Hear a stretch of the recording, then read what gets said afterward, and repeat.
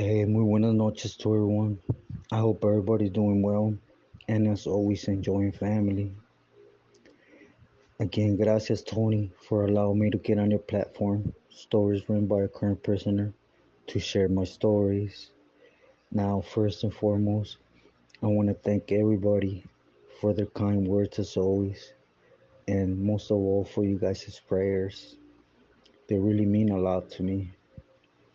You know, I wish you guys would really know what they mean because sometimes life hits you to the point where you feel, you're in a corner or you're drowning and you're trying to figure out how to get out of things, So a word or two really mean a lot.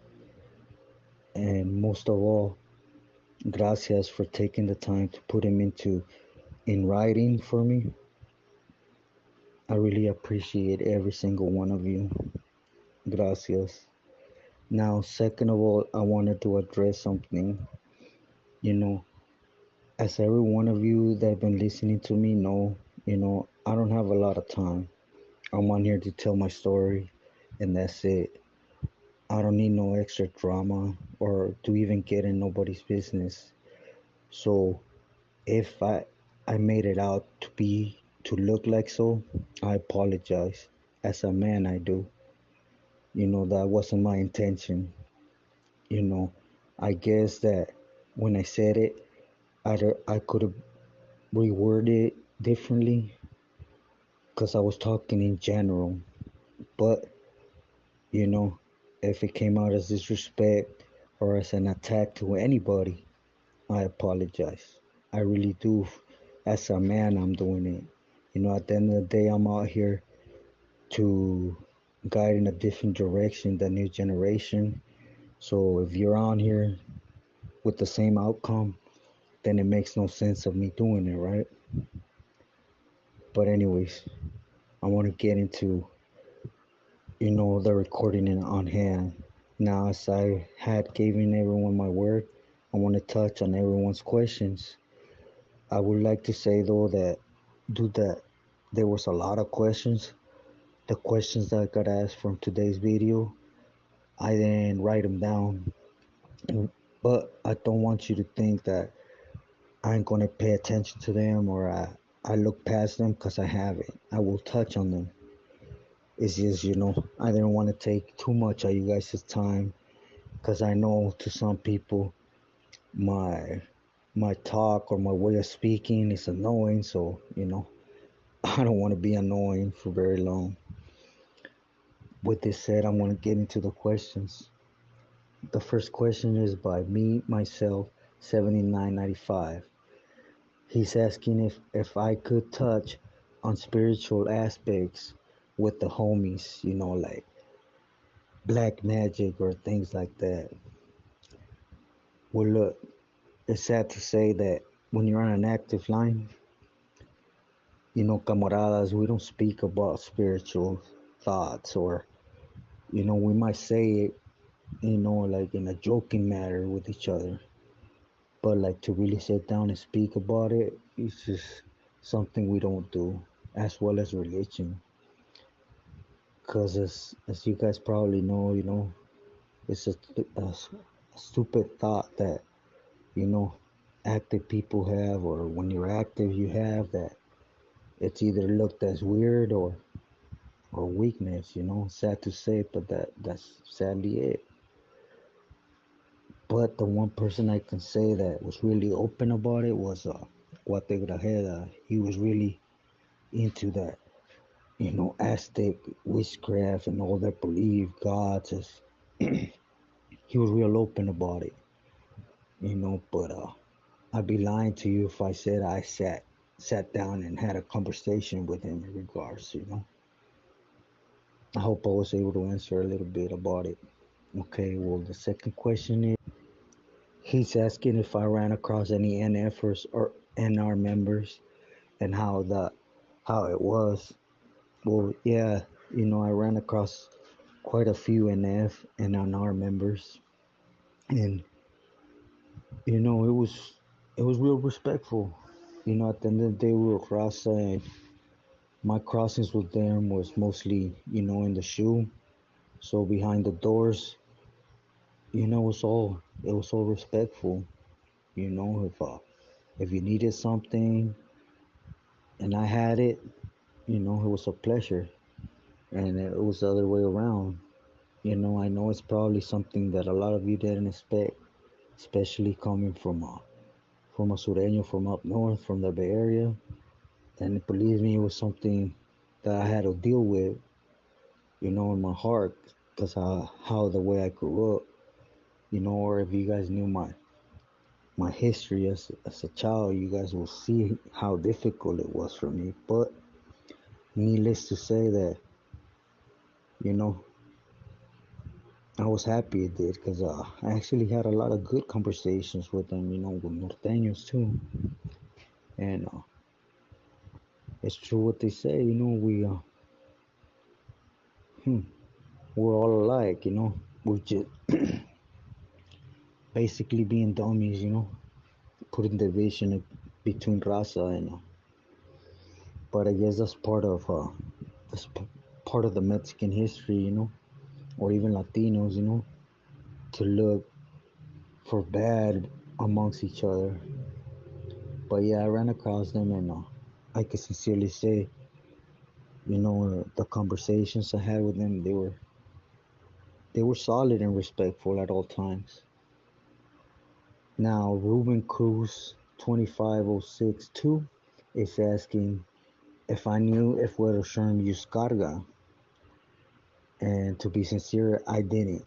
I didn't know him to use. But then again, he could have been that behind the doors user. I know I would never known that. And he's also asking if I knew if boxers testified on Weddle. And oh yeah, hell yeah, he did. You know, he definitely did.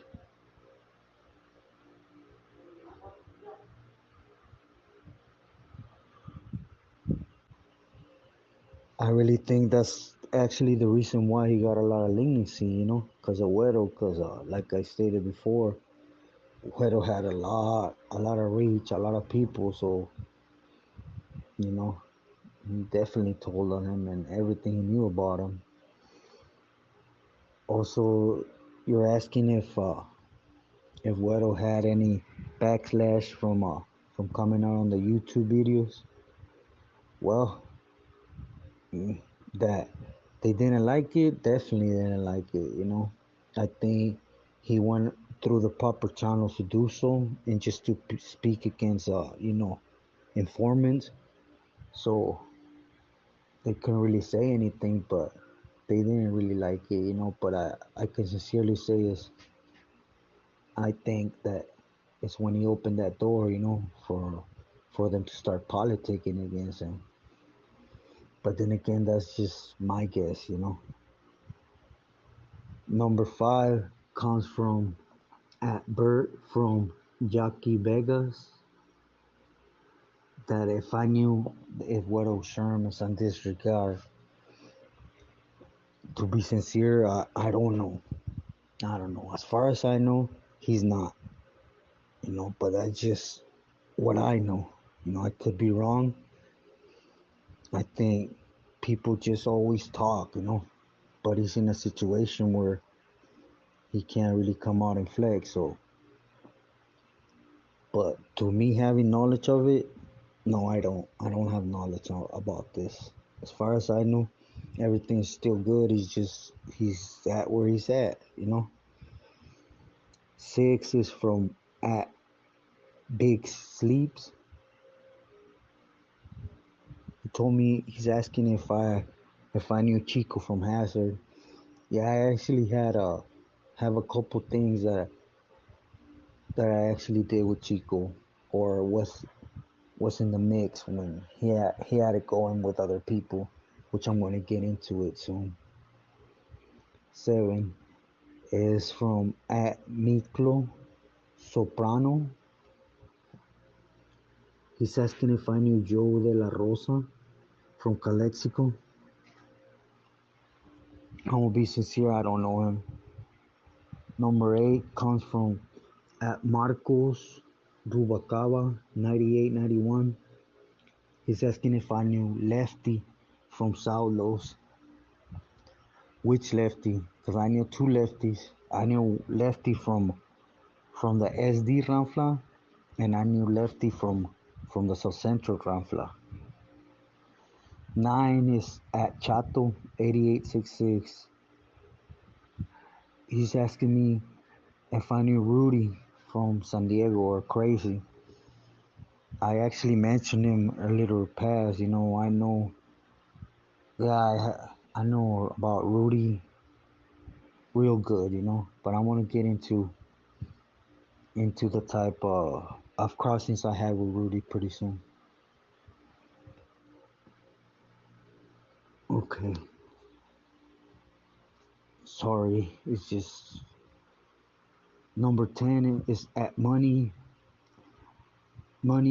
Diego 7476. He's asking why would you want the carnales not to be there when there's not going to be no structure without the señores, and it's going to be like an SNY yard. That's with all due respect, I think that's your point of view. I don't think so. I really think the negative that's coming at this moment is coming from the señores. Because structure, Sureños have that, without them. Now, the way I look at it, the señores just got, you know, just basically they have punishments or reactions negative towards camaradas. They're not really keeping no structure at all. I mean, let's be sincere, if there was a structure to be followed, it would be followed by everyone, and that would include them. So I think, without them, there could always be a message system among Sureños, keeping rules and regulations. But it's just my opinion. Number 11 is at Free Dogs 22.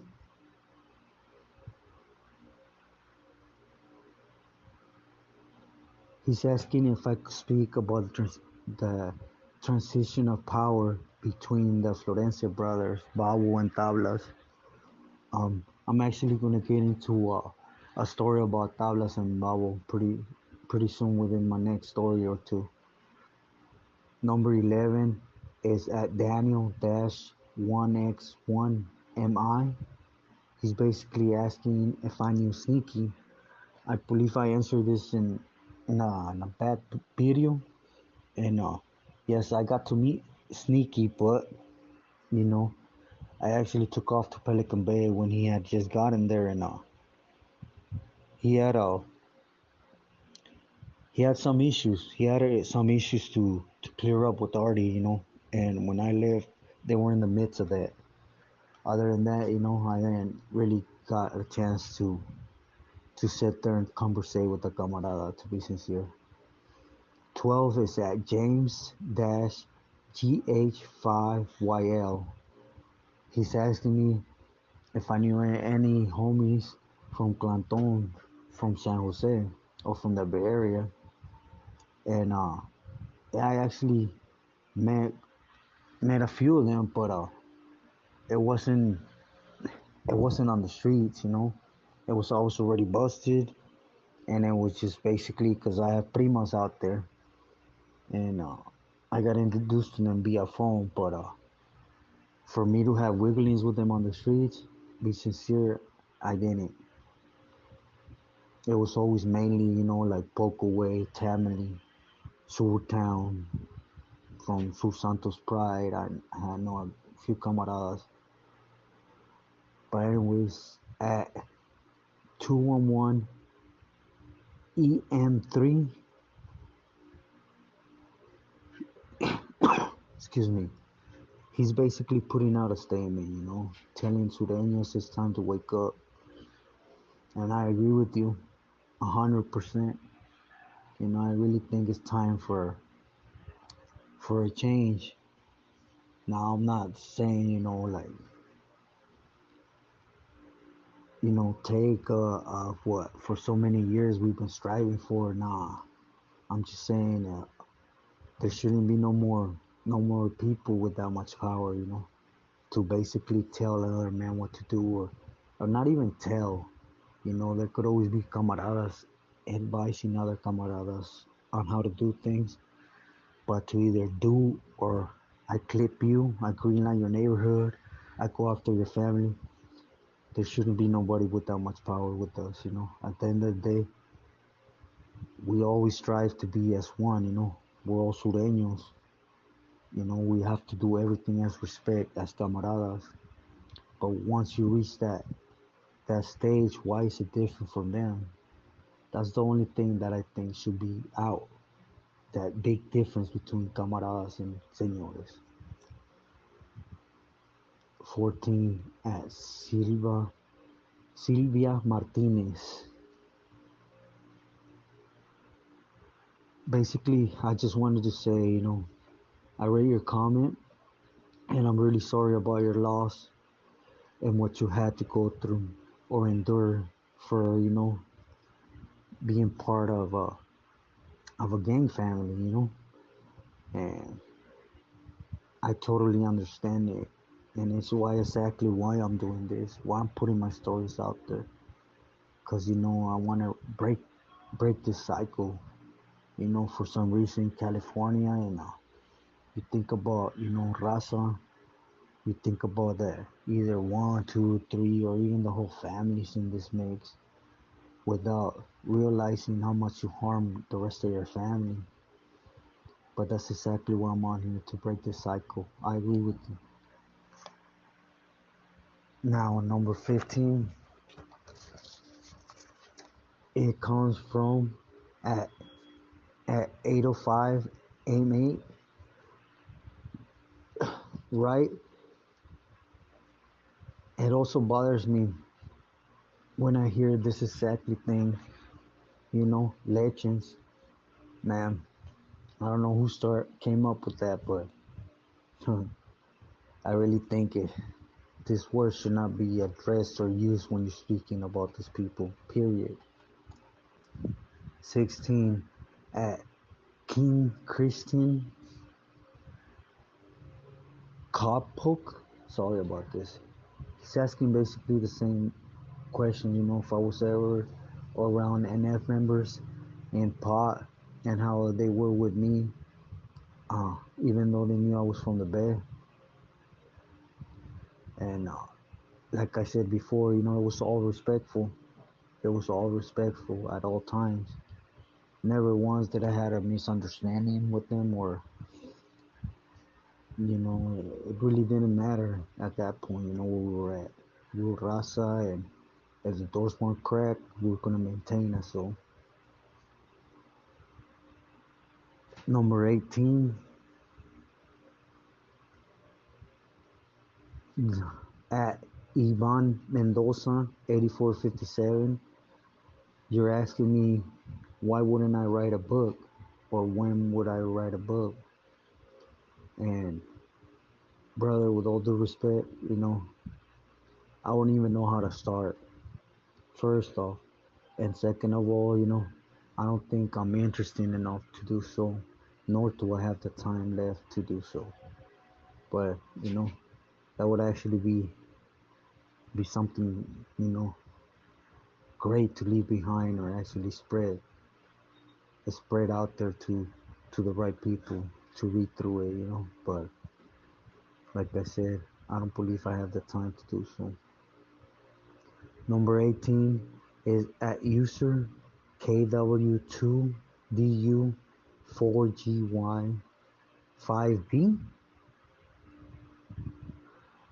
You're basically asking me through all this how my parents felt about it all.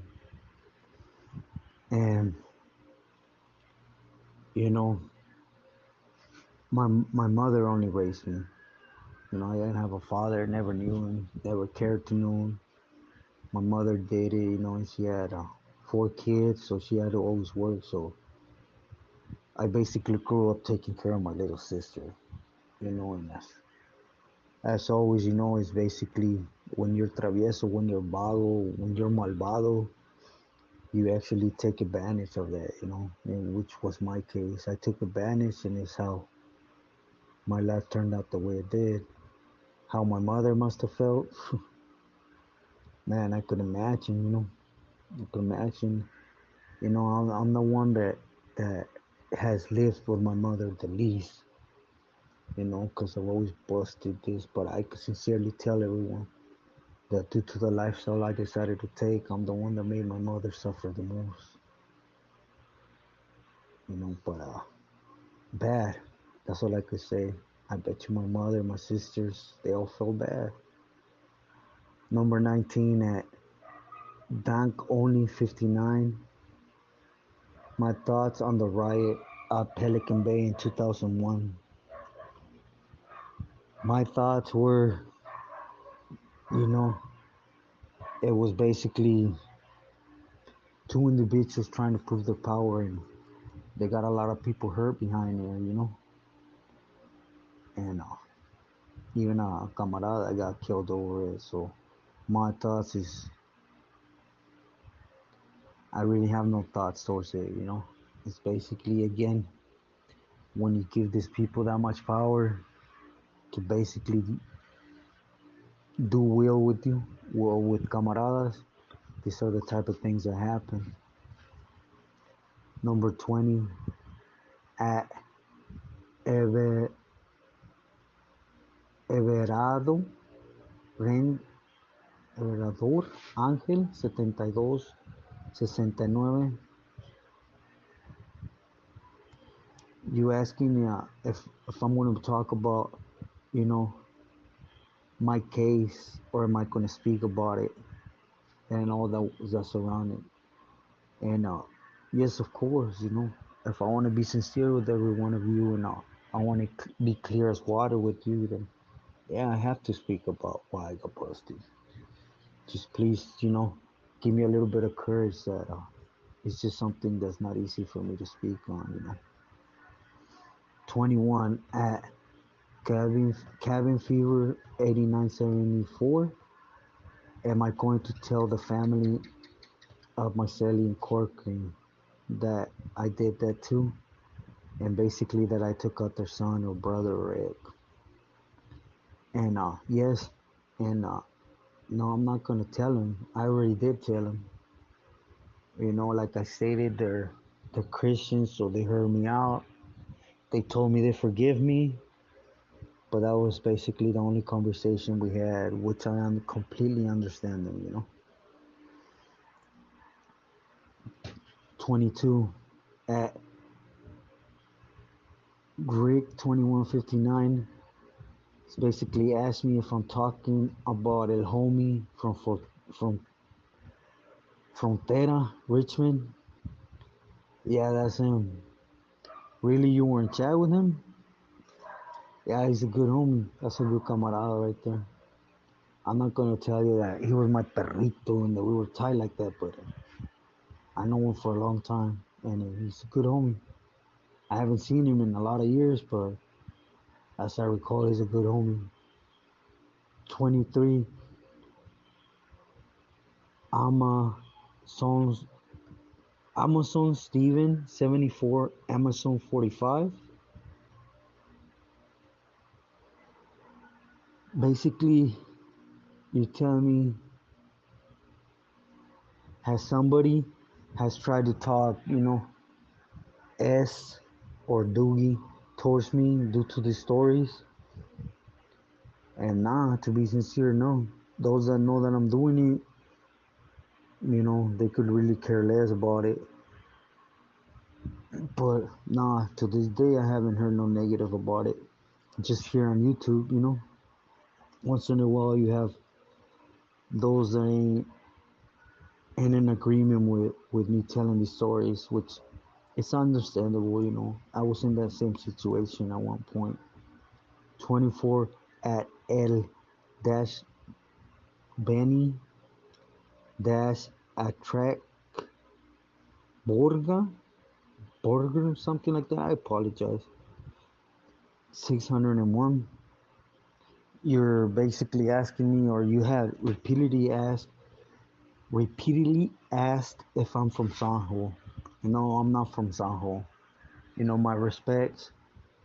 I'm only I'm only 45 minutes from Sanjo though, and I do have a lot of family there. But I'm from the Upper Bay Area. Now, number 25 is at Patrick Rodriguez, 23, 27.5. He's basically asking me, who do I consider to be the oldest M member or carnal? And to be sincere, I don't really know, but I would have to say it's between Rube Soto or Abe from Sacra. It's just my guess. 26 is SMT Sporting. He's basically asking me how hard was it to get it together once I stepped back. And really, really hard. Really, really hard. It was something I had to deal with, on a constant basis. Just basically, I would sit there and, I would sit there and just think, like, pinche pendejo, ¿qué estás haciendo? Esto lo que eres. This is what you are. What are you gonna do? You're gonna regret this later, and but I think I thank my higher power that he used to also let me see the things that had happened to push me through it. And I'm thankful for that. Okay, 27 is at Joy Gutierrez 24490. He's basically putting that I'm wrong about walking the yard with headphones, and you know I didn't mean it as so.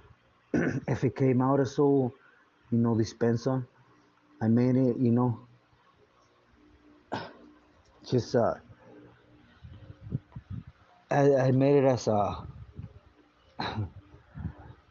kind of like a saying, like for I come out and I mind my business. You know, I don't really care what nobody's doing. Even if I'm not wearing anything, I always act like if I have lokes on, earphones on, and I mind my business. I stay in my lane. It's what I meant when I said that. Basically, if you come out and just do you and not pay attention to what's going around you, you'll be okay. But, believe me, I know you can't be walking the yard with headphones, and I understand that. Okay, 28 at U2FKEY 5665. He's basically asking me which Speedy was I talking about. And the Speedy I'm talking about, he's from Hayward SSG. 29 is at Chato 8866. He's asking me about Mitchell from Tortilla Flats and what happened with him. With Mitchell, I actually had a really cool camaraderismo, however you want to say that. He was a really cool people.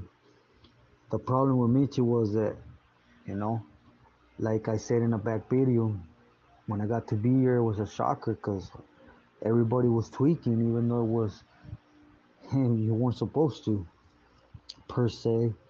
And one of them was Mitchell. He was using a lot, but still, he was a really good camarada. And just one day, actually, he checked in. He checked in, and they took him out. When he left, he had said some things.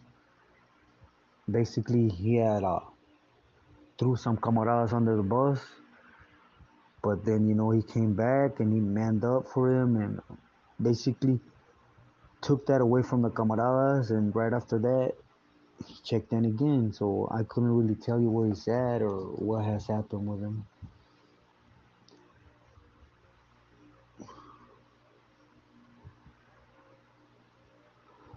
Okay, number 30 question is from at Jess Jesse Velasquez.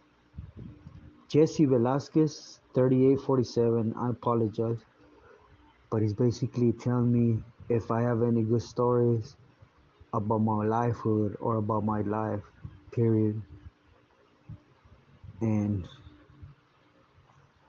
you know, I'm just gonna say this because I don't want to sound like a woo woo woo woo woo.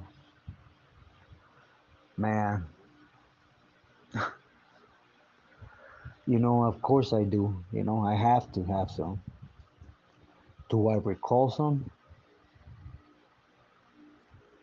To be sincere, nah. But of course I had to have some. But I'll just leave it at that.